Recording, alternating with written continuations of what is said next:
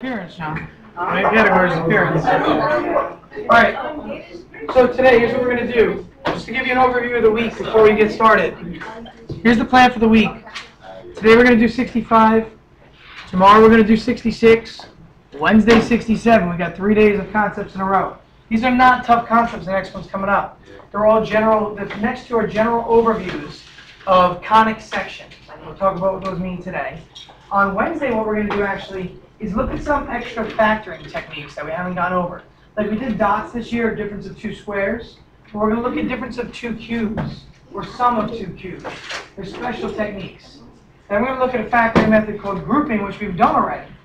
We've done it by means of AC method, but it's a little bit different. That's going to be on Wednesday, the factoring. On Thursday, the AP exams are this whole week. AP Calculus is on Wednesday, AP English is on Thursday, AP Social Studies is on Friday. And the way it works is the teachers from those classes proctor each other's exams. So I'm proctoring on Thursday. I'm giving you a heads up now. There's nothing I can do about it even to get out of it. I'm proctoring the English exam this Thursday. On Friday is the Social Studies exam. Ms. Jackson is proctoring that. And then on Wednesday is the Calculus exam. Mr. Williams is proctoring that. So we kind of just rotate our classes. So that means on Thursday I'm not actually going to be at all in here during the day. I'm going to be proctored from 8 a.m. until about 1 p.m. So on Thursday, what I did was I already put together a review packet for you guys to work on. Because I don't want you to have to worry about, having a math teacher have to teach during the period. And this is the end of our unit. We started at 61. We did 61 through 64 as probability and statistics. 65 and 66 we're doing today and tomorrow on Conics sections. And then on Wednesday we're going to do our special factoring techniques. So on Thursday I'll have a packet for you with a review. And I'll try to make an answer key so the sub can have an answer key so you can check your work as you go along. And then on Monday of the following week, we'll have our test on this one. After this concept, or this section, remember, we're going to jump back to 50s. Okay, we're going to look at the few in the 50s, like the exponential growth and decay. We're going to look at interest. We're going to look at radioactivity. So we look at natural logs and logarithms. And new topics we're going to start. That'll bring us pretty much toward the end of the year. We'll have a few days left to review / look at some trig topics I want to include, and then practice for our exams. So after this we have no more classes? I'm sorry? After this you have no more classes? After this, we're going back again on Tuesday to the 50s, going back to exponential growth and decay, and then after that, we'll start our review period. We'll go into a little bit of trig, specific topics that I want to hit. Okay? All right. Before you try to draw this, because it's going to be very, very, very difficult to draw what you see on the board, let's discuss and show what it means. Now, the idea of the topic conic sections, the name of it comes about because you're taking a section of a cone. Conic meaning cone. So think about a cone like an ice cream cone. And now put two of those cones together. This is what you're seeing here. Okay, two of these cones together. Depending on which way you cut the cone or slice the cone with a plane or with a piece of paper, think about it that way. These are pieces of paper. You get different shapes. That's what I want to point out here. And we're going to talk today and show you, and I'll show you a really good image of this. But if you cut the cone at an angle that you see here that is parallel to its side, you actually get a parabola as the intersection. You get a parabola. That's that red shape I just drew there. If you cut the cone in a way that is like flat, think about a cone. If you took an ice cream cone and put it upside down, and you took a knife and you're able to cut it perfectly, and you opened it up, wouldn't you see like a circle there? Yeah. Just like when you look at a cone, if you turn a cone upside down, don't you see a circle? So if you cut a cone with a plane that is parallel to the ground, you're going to get a circle. And that's what this is showing right here. That's the circle that you're getting out of it. And we'll show more illustrations in a minute. Now if you cut that cone at an angle, but not too much of an angle so that you get something like a parabola, but a little bit of an angle, this is called an ellipse that we're getting there. Because it's like a circle, but it's been stretched out. Okay, this upper part here, circle that's been like stretched out.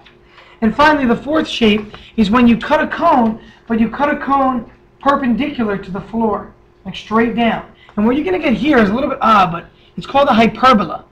And it's got two sides to it. Remember rational functions? And they look like this sometimes, or sometimes rational functions look like this. Stuff like that. These are where hyperbolas come from. Hyperbolas are used in rational functions. So we're going to have 4 different types of shapes today. We're going to have a parabola. That's this first one. We're going to have a circle or an ellipse, which come from the second one, depending on the angle. And then we're going to have hyperbola, which comes from the third one here. So we're going to be looking at 3 different types of conic sections, really. Because God bless you. A circle and an ellipse are really the same thing. Again, a circle and an ellipse, they're really the same thing. Okay, a circle is like having an ellipse, but it's not stretched out. Or an ellipse is like having a circle, but then you stretch it out. I'm going to talk today about how to differentiate. Yes? Turn off? Sure. That help? Yeah. Okay. So, again, for this kind of problem, we're going to have 4 shapes. We're going to have a hyperbola, which is 3. We're going to have a circle or an ellipse, which is 2. And then we're going to have a parabola, which is the first one here. What I'm going to do is show you guys a quick video or a quick way to look at this to make it a little bit easier on you. So let's take a quick look at it. I'm going to not pause it this time. It's not going to take up that much, but thank you. I appreciate it. I usually do pause whenever I show a video, just because it's going to be very short. So this is an example of a conic section in 3 dimensions here. Now, when I hit play, what's going to happen is they're going to see this plane rotate. You're going to see this plane start to rotate, and you're going to see all the shapes start to form. So first, what is this red shape here that you're seeing? It's like an arc, but what shape did we call it? Parabola. Parabola. Remember, hyperbola, if we go back to look at our smartboard file, hyperbola has a top and a bottom to it, right? Hyperbola has a top and a bottom. A parabola is just one of these halves. And then the circle or ellipse are just closed figures. So let's take a look at this example now. So when I hit play here, what you're going to see is as the plane rotates, you get all these shapes here. And I can pause and we'll do that. But start to look and you'll see the eccentricity of each shape change. So for example here, if I pause right now, we have a hyperbola. Hyperbola has the top and the bottom, both, okay? Sorry, the top up here and the bottom down here, both. If I hit play and then pause right there, I actually have an ellipse still, because it's still tilted. See how the plane is still tilted? So I'm going to get this eccentric shape that's an ellipse. When I can get it so it's almost perfect, you get almost, whoops, see I missed it. You're almost going to get that circle there. Let's try again here. There's pretty much the circle right there. When that plane is parallel to the lower plane on the bottom, you're going to get that circular shape right there. Okay, you're going to get a circular shape. And then finally, we go back to our hyperbola and back to our parabola. The parabola can be up top and below. So again, the idea I want you to know, so all I want you to think about right now, is you have 4 different shapes. The circle and the ellipse are kind of the same, so it's really like 3 different shapes. Okay? So you have 4 different shapes, but it's really like 3. All of these shapes come about from a conic section, from taking a cone, or in this case a double cone, and cutting it with a piece of paper. Okay, and if you had, anybody see Avengers this weekend? So Avengers, okay. You know the thing that Tony Stark has? Iron Man, it's a little laser and he can like shoot it and it literally like just disintegrates whatever it touches. And he did it to repair the wing at one point. How about you just tell us the ending? It's not even close to ending. So he's got this like laser thing, and it just, if he uses it, it like cuts anything it touches. So if he shot the laser across the door, it would just cut the door in half. Now, imagine, So unrealistic. imagine if you can do that with a cone. So you have a cone, and you can take this laser and just slice across, right? You can just slice across with it. You would get a circle. If you slice at an angle there, you might get an ellipse. If you slice at so much of an angle, you'll get that parabola. If you took the laser and shot it straight up and down, you would get the hyperbola with the double side. So I know that I keep talking about it being cut by a plane, guys, relax. Being cut by a plane, but at the same time, just think about realistic things, okay? Even though I guess, yeah, Tony Stark's dimension is not really realistic. But I'm Not sure, yet. Not yet. I'm sure lasers exist that are that strong. They're making an Iron Man suit. Are they? What? I think in California they're making. I could see a science technology center developing it. I Now, like another thing, never reach. another thing if you'd like to play around with, I'll post these online, I'll post this one. What you can do here is take a look at this. First, I can rotate this, so I can see the cone. Okay, so I'm going to see a 3-dimensional cone here. Now, I'm going to reset it so you can see the original shape. So, if you cut it at this angle right here, this was the angle that determined giving us a parabola. We had that little loop right there. If it was flat, we had a circle. If it was at like this kind of an angle here, we had an ellipse. And if it was upright or vertical, we had the 2 halves, which gave us the hyperbola. So there's the parabola. And take a look. There's the actual shape on the graph they're showing here. So if you sit here and change your angle, whoops, I don't want to change the height, I want to change the angle. If I sit here and change the angle, come on, okay, there we go. So if I keep changing the angle of this, or the slant of it, you're going to see the eccentricity of the shape change. So as the angle itself changes, this shape will change. Next, I'm going to reset. If I change the m and the b value, what is m and b in here? Slope and y-intercept. So b is the y-intercept. So if I press down here, you're going to see the graph shift down. See the graph shifting down? Okay, now, at this point, what do you notice? What kind of a shape is it on the graph now? It's like an oval, which we call an ellipse. An ellipse, we'll call that one, okay? But if I kind of start moving this up, I'm going to notice now there's the hyperbola, right? Because I'm missing that part of the shape until I eventually see an actual hyperbola on this side. A parabola, sorry, on this side. If I were to change this angle, if I were to change the angle or the tilt of it, and I keep changing the tilt, and I'll move it down a little bit so we can all see. There's an ellipse until it gets down to 0. And then when it gets down to 0 slope, you have a horizontal line. And what do you see? A circle, a perfect circle.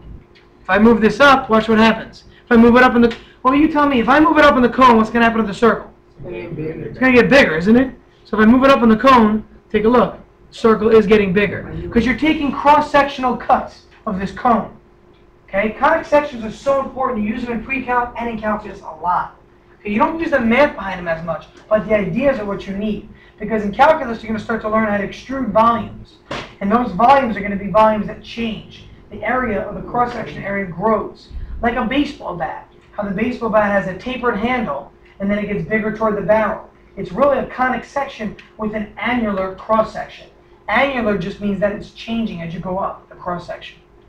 So does that mean, like, on the graph, there's going to be certain coordinate points when you look at it, and like, so that's what it's like. Sure, sure. Or just looking at the general shape. For example, John, if I, let's move this down. If I start changing this angle, what does that shape start to begin to look like? Well, before it went up the graph, obviously. Now it starts to turn into an ellipse, right? It starts to get stretched that way, or stretched this way. So there's certain ways we can determine it also, yes, depending on the problem. Can you make the circle go down like negative? Sure. If we change the y-intercept, down here. You did drop a card off of the Sure. car. Absolutely. Just bring it. Can you fit through here? Bring it right over to this corner. It's fine. So as I move down, guys, listen. As I move down here, we're going to notice that our circle ends up down here. But if you look at the graph of the circle, it's going to get smaller, smaller, smaller. And then when you get to the center, what do you notice there, guys? It's just a dot. Because think about it. The intersection of 2 cones. Take an ice cream cone and another ice cream cone. Put them together, they're tip ends. You're just going to get one point in space. It's going to be a dot, right, where they intersect. And that's what's happening here. This plane is now cutting through that center, which is simply a dot with 0 area. It's just a dot. It's one-dimensional. It's a one-dimensional dot. Now, if I move it up, like Jason said, or down here, you're going to see the circle or the ellipse start to grow. If I change my angle back to 0, I'll see there's a perfect dot in the center if I ever get there. Let's go up one more. There it is, right in the center for the circle. Okay? Now, here's my next question for you. How am I going to get a hyperbola? What kind of a slope do I need when a line is vertical? What's the slope of it? This is the slope of a line, y equals x, with a slope of 1. This is a horizontal line, a slope of 0. What is a vertical line slope? Undefined. Very good memory. Undefined. Okay? And undefined really means infinite. So what should I do to my slope? I want an infinite slope. Like vertical? Yeah. Keep making it what? Keep pushing it up. If I want an undefined slope for the next one, I want to keep making the slope get bigger. So if I keep altering the slope, let me also adjust this value. Okay, if I keep altering the slope, what you're going to notice is eventually you'll get the hyperbola there. Okay, it's going to take a while, and if I just tap on here and actually type it in instead, let's do a slope of 100. What you're going to notice is you're going to get a perfect hyperbola, really. This is going to be 1/2 the hyperbola. This is going to be the other half of the hyperbola. And you see there's a little space in between that. Okay, let me change it back to, like, let's say 25 to make it more realistic. Even that's not. Okay, 10 to make it better. Now, I know you can barely see a difference there. Hold on a second. What you're going to notice now, if you look at it in 3 dimensions, is that this plane is producing 2 of these hyperbola paths, or 2 of these curves. There's the other one right here. See how it's kind of like off the board there? Okay, this gap between them is going to be a certain value that we're going to talk about. So each of these different conic shapes has properties that we're going to discuss today. Okay, so again, can somebody summarize? How many shapes are we going to have here? 4, one of which is really we're the same thing. The ellipse and the circle are really the same thing. Next, what do I have to think about in order to actually get these shapes? What kind of a shape overall am I looking at? What is this called? This double shape. A cone, or a double cone, okay? A double-sided cone. So whenever you do conic sections, it's called conic sections for a reason. Because of the fact that you have a double cone that you're cutting through. Some of your calculators might have programs on them pre-installed if you look under apps or programs. And it's called conic sections. Okay? Some of them have them on there. They're good to utilize. We're not going to do much with them this year because I'm not going to ask you too much of the math behind them, more of the ideas. When it gets to pre-calc, when you get to AP calculus, it's good to have those applications on there. Did you have it? Was it under apps or programs? Okay, go to apps and then look under conics. It might be there. You need to reset your language, so you got to figure out where the language is. English. Oh, you got it back to English? I have no idea what he's doing. Oh, I thought he said something. It was in Spanish or another language or French. I'm not sure which one. Jason and I both can read this. I don't know. It said rap. I don't know why it says rap. But even like I looked at all the directions in there. It was another language. I don't know. All right. So the idea is that we're going to have several different shapes. Okay, several different shapes. Let's start with our parabola. Okay, let's start with the parabola now. And I'm going to explain what you need to draw here. Okay, I'll explain exactly what I want you to draw. So, a parabola is very special shape. And we've discussed parabolas with quadratic functions. Ax squared plus bx plus c. Where a tells us if it opens up and down, c was the y-intercept, negative b over 2a was the axis of symmetry, all that stuff that we did already. Now we're going to look at different terminology. And all you need to do is be familiar with this. We're not going to do the math behind it right now. Okay, we're going to look at what you understand about it. So here's what I want to talk about first. First of all, draw any parabola. It does not matter what it is on your graph. So here's just draw yourself a little sketch. Okay, if you move it up or down, that's fine, but then you have to move the next part up or down. So draw yourself a sketch first. Now, the reasons parabolas are so important is because they're used all the time. So have you ever seen like a satellite dish that sends up a signal like a cell phone tower? So you see this little satellite dish off the top of it, and you see how it's shaped? It's shaped like a bowl. It's really a bunch of parabolas. That's all it is. Take a parabola. Imagine you have a parabola. Okay, everybody in your mind, imagine a parabola. And now spin the parabola like this. So a parabola is like this in your mind, and spin it. Spin it so that you're spinning it around the y-axis like that. If you keep spinning this shape, this is what you're going to eventually get. You're going to get all these conic sections, and you're going to get this bowl-looking shape. See that? Again, if you take a parabola and you're just able to spin it like that, like rotate it 360 degrees around the vertical axis, you'll get a bowl shape. And in a satellite, you have something called a focal point in the satellite, where every time a ray, some sort of a ray, in this case, let's say it's a electromagnetic wave, because it's your cell phone sends up a signal, it hits the satellite dish, it bounces, and it comes to that focal point. If you look at a satellite dish, when you look at an actual satellite dish, you see it has this little like antenna right in the middle of the satellite dish. And anytime a ray comes in, it bounces off to hit that focal point, no matter what the angle is. This has to do with convex and concave lenses, really. So the idea is that you have a focal point where all the information and data is going to be centered. That's what this focus really is right here. See this term right here, focus? That point right there, P they call it? That focus is really like where all the data is getting collected on a satellite dish. Okay? So, when you're drawing your graph, let me go back over here, show you what I want you guys to draw. When you're drawing your graph, draw yourself a nice sketch of a parabola. Then draw yourself a focal point. Okay, and the focal point needs to be just pretty much inside of the parabola. It's always going to be inside of the parabola. Then, below the focal point, below the vertex, equidistant from the focal point, draw yourself what's called the directrix. So, whatever this gap is up here, see this gap right here? Repeat that gap down here. Again, whatever this gap is right there, make it the same gap as down there. So you've got this horizontal dashed line we're going to call the directrix. Direct, and then R-I-X. Think of direct, and then the word trix. So this here is trix. Okay? Directrix.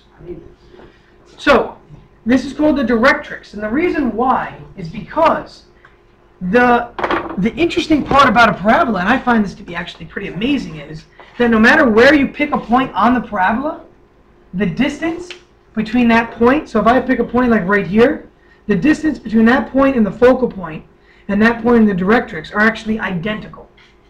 They're exactly the same, and that's what you're showing right here. So this distance from the focal point in the middle here to the point that we're picking, any random point on the parabola, and then that distance to the directrix, D1 and D2, these two values, they will always be the same.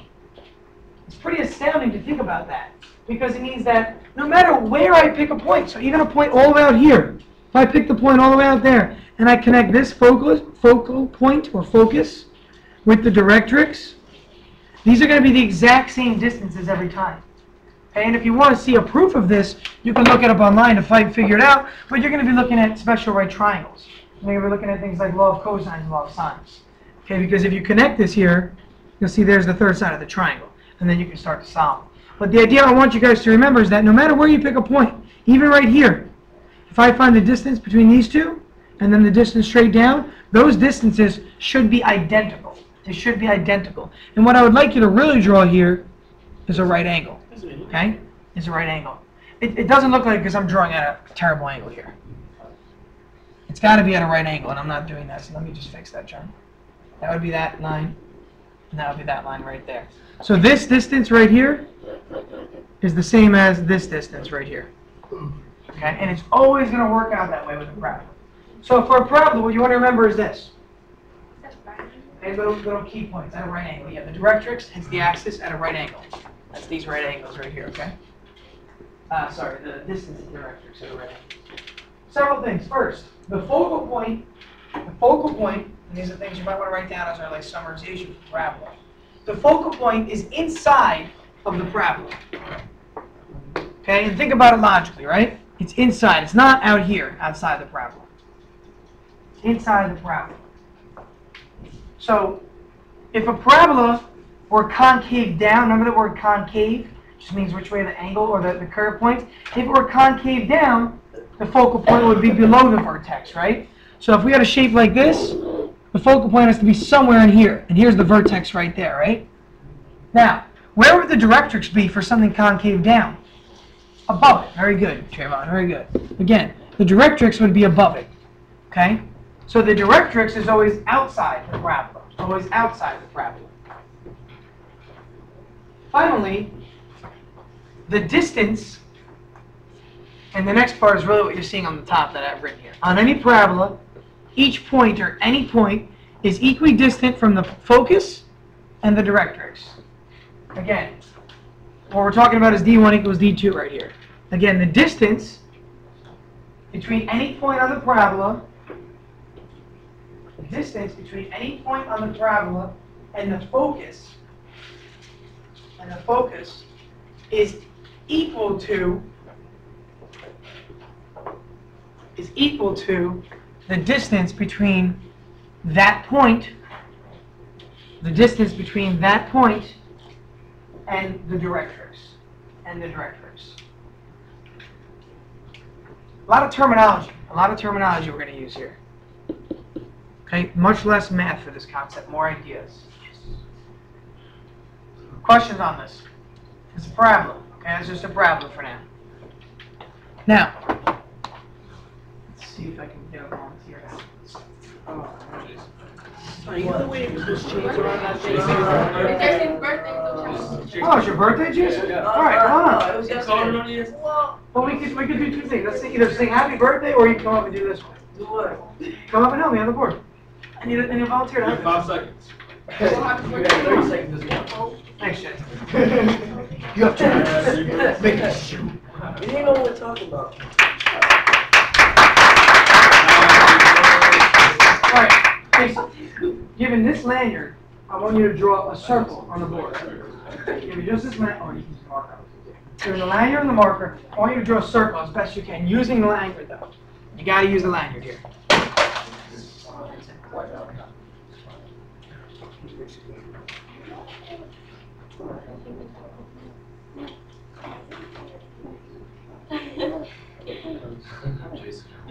Shut up.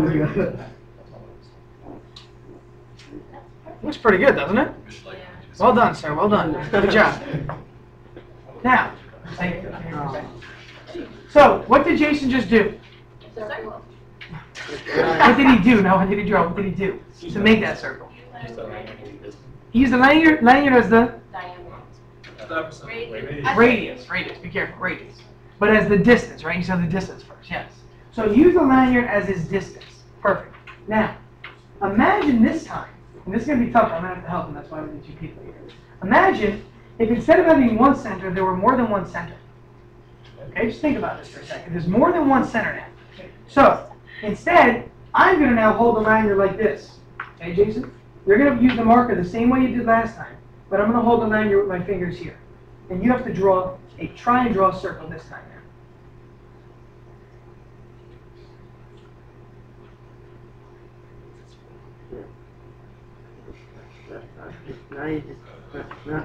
Not very successful, right? Okay. Let's try it again. Let me give you a little more. It's like an eyeball. If I do this, let's say I pick 2 points here. Now, I want you to use the lanyard until you can't anymore, then switch around to the other side. Okay, so start down there again. Go all the way up to the top as far as you can. But you see, you're not doing it needs to be taut, right? It needs to be tight. Just pull as far as you can, just like you do with the circle. Reading the book that you read made me sleepy. Oh, that book?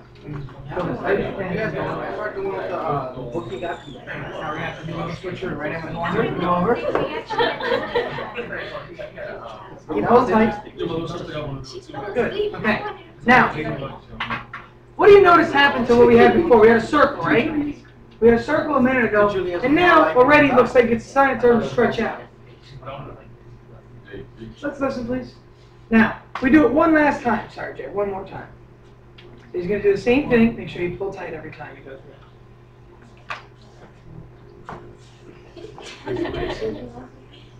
Thank you, sir. Now, look at that last shape you just drew.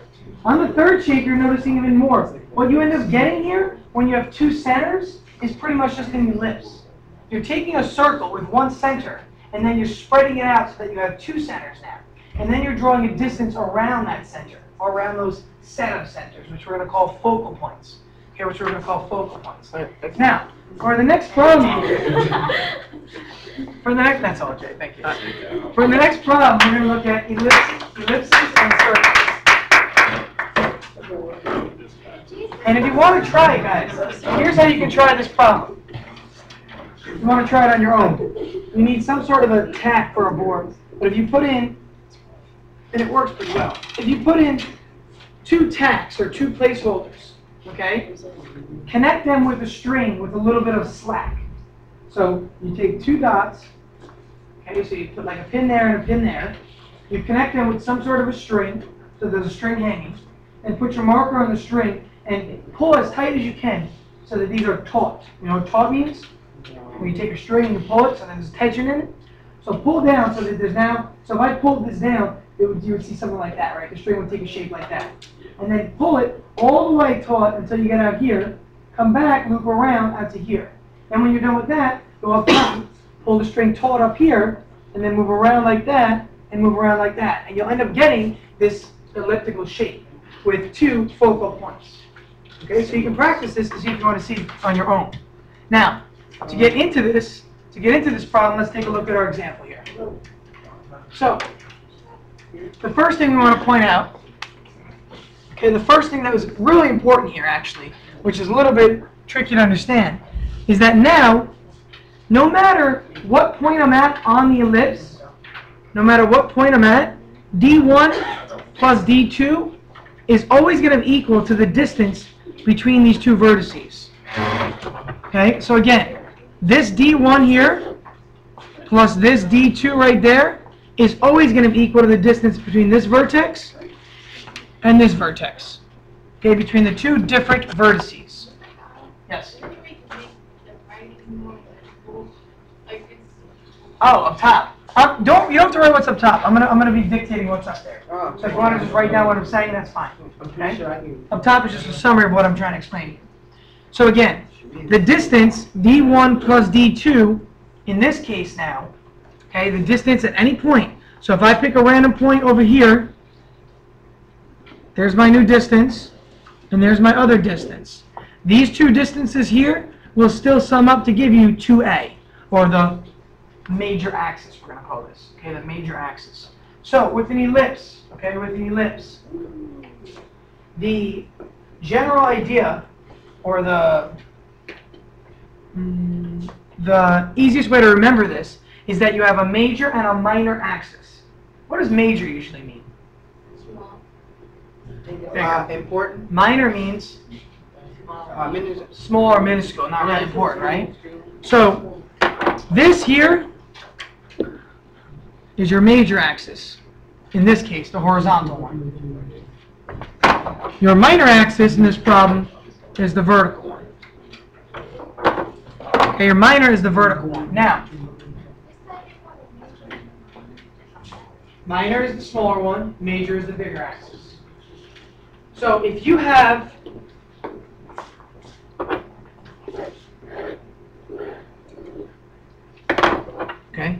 if you have the distance between these, between the top and the bottom here, we're going to call these tops, this top and this bottom here, a co-vertex, or co-vertex.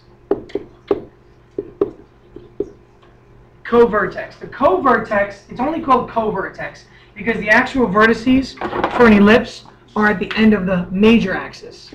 But it's good to use the minor axis also. So the ones on the ends of the minor axis are called co-vertex.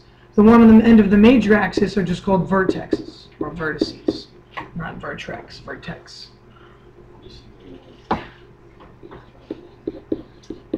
Okay, vertex. So again, the bigger of the two axes is the major. The smaller of the two axes is the minor. Okay, so here's our major axis right there. There's our major axis. The bigger of the two is the major. The bigger of the two. And look at the shape here. The bigger one is clearly the horizontal one, the green one. And look at the eccentricity of the shape. If the shape is a ellipse like this, then which one would be the major? The vertical or the horizontal? The vertical, right? The vertical. We need to use our terms there, not just do this, okay? Sorry, the vertical here, the vertical. That would be the major. This one over here across would then be the minor, okay? So major versus minor. The two dots that we started with before, these 2 points here, are called focal points again. Just like with the parabola, it's a focal point. Now, if you have two focal points, we call them foci. Okay, two focal points are called foci, F-O-C-I, as opposed to focus. So this is one focus, this is the other focus. Together, we call them the foci, F-O-C-I. What if there are three? There aren't three, because we're looking at two-dimensional planar shapes. If you were looking at a three-dimensional shape, they have different types of points. I don't think they're called focal points at that point. So yes, foci is the plural of focus. Okay? So you wouldn't say focal points. You'd say the foci. Foci. Let's see, anything else?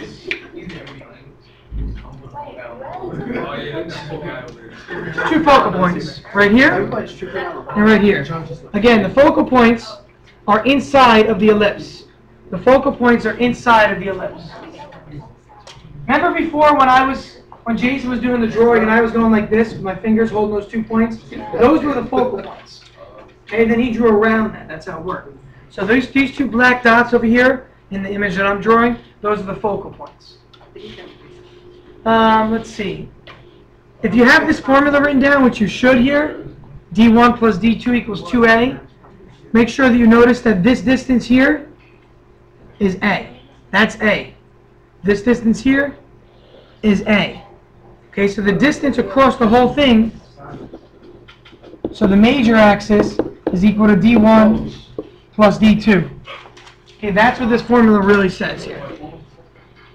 Again, the major axis is equal to D1 plus D2 here, 2A. Government is on Wednesday.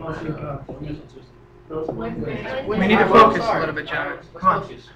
Now, a circle is just a special case of an ellipse where the focal points actually come together. Think about an ellipse. Start with an ellipse in your mind. You have a focal point here and a focal point here. Now, as those focal points get closer and closer together,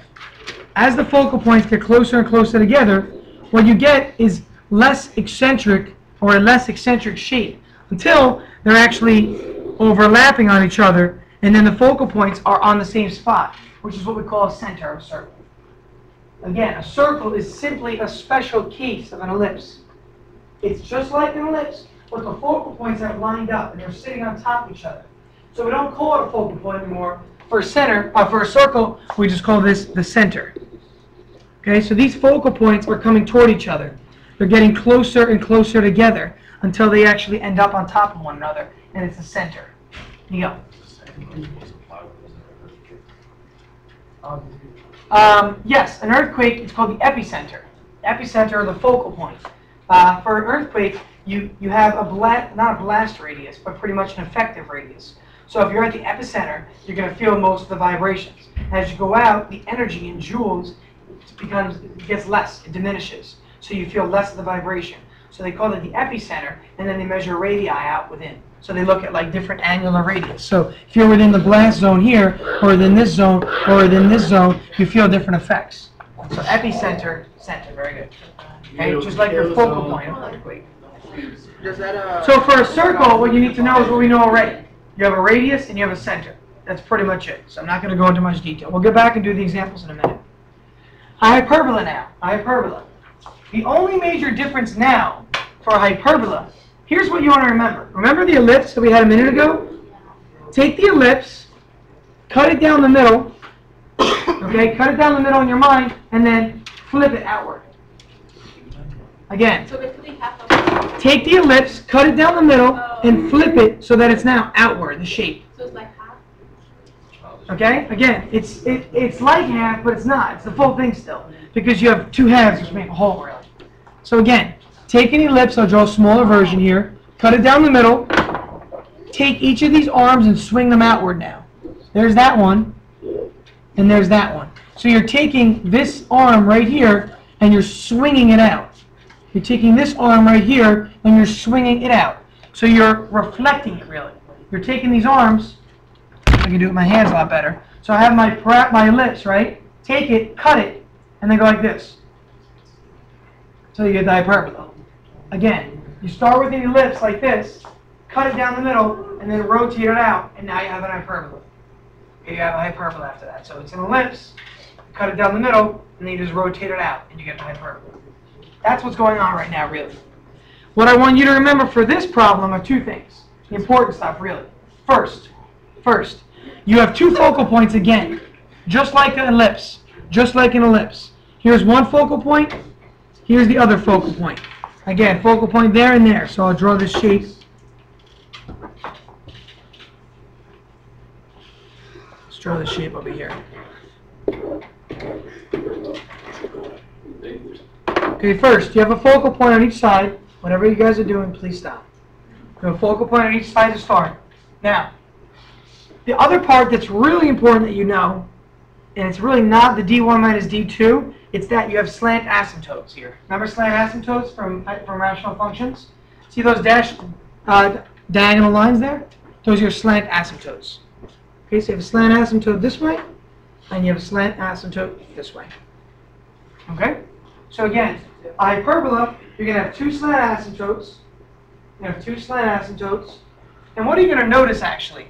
You're going to notice that the slant asymptotes intersect to form what kind of an angle? In this case, a right angle. Now, they're going to change as time changes. Okay, you're going to see the angles are going to change eventually. So if we have a different type of hyperbola. But if you have a standard hyperbola where this is y equals x, and this is y equals negative x as your slant asymptotes, those form a right angle. But that's the only case that happens. I don't want you to generalize. all you need to remember is that you're going to have two slant asymptotes. They could look like this at a right angle, as I'm showing you now, or they could start to do this. Okay, they can start to increase and slope. So you can have hyperbola that has a very wide shape, as opposed to hyperbola that has a very narrow shape. So you can have a very wide hyperbola like this, and a very steep slant asymptote. Okay, and then the center of this one would be down here. Okay, so you're going to see the vertex. See the vertex? The vertex is that middle point right there. It happens to be the origin in our diagram. But if I were to move this hyperbola up, now there's the vertex right there. Okay, there's the vertex there. Now where are the foci? The foci might be here and here. Okay, because it's all been shifted vertically.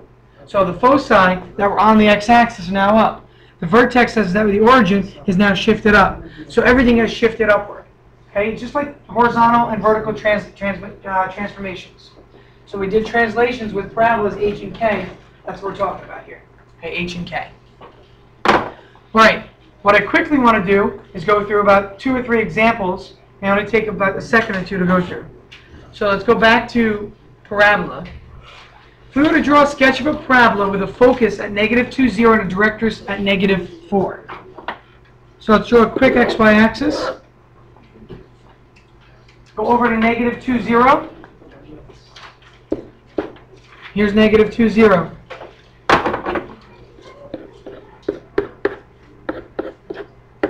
Okay, there's -2, 0. Now, I have a directrix at -4, which is right here, isn't it? At -4. And notice it says x equals. Remember, x equals is a vertical line. Y equals is a horizontal line. So I've got my directrix there. I've got my focal point there. Okay, a focal point there and a directrix there. Where would and what would the shape look like? Where would it be and what would it look like? What kind of a letter? A C. Very good, like a C shape. Now, if this is the focal point and this is the directrix, the vertex must be right here, the parabola. And then it just goes like that. Again, remember, for this one, for a parabola, the distance between the directrix and the vertex and the focus, we'll pick this up tomorrow, the vertex and the focus are equidistant. Okay? Remember, no homework tonight, guys. If you have your portfolio, you're doing great. Okay, you're doing great. Last time I'm taking today. If you don't have it today, tomorrow it's 2 points off. Wednesday it's 4 points off. Keep that in mind, please. We'll pick this up tomorrow where we left off.